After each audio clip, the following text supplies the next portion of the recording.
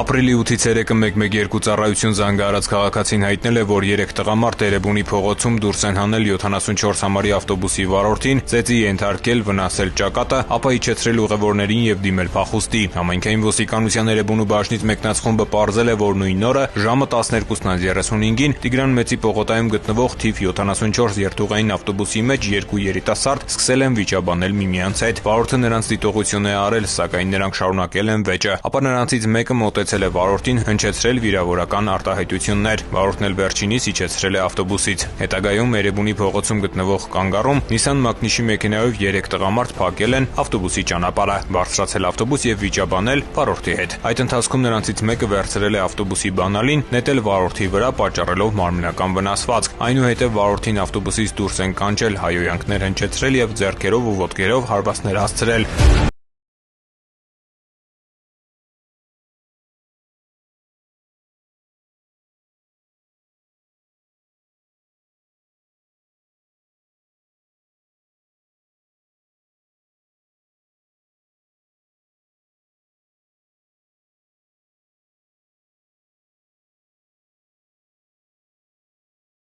Են քննչական բաժին, որտեղ նախաձեռնվել է քրեական վարույթ խուլիգանության հատկանիշներով։ Հետագա միջոցառումների արդյունքում պարզվել են նաև մյուս երկուսի ինքնությունները՝ Թևոսյան փողոցի բնակիչ 29-ամյա եւ Խաղաղդոնի փողոցի բնակիչ 33-ամյա տղամարդիկ։ Բացատրական աշխատանքի շնորհիվ ապրիլի 8-ին ժամը 21:40-ին երեքն էլ ներկայացել են բաժին եւ ձերբակալվել։ Նախաքննությամբ հանգամանքները պարզվում են։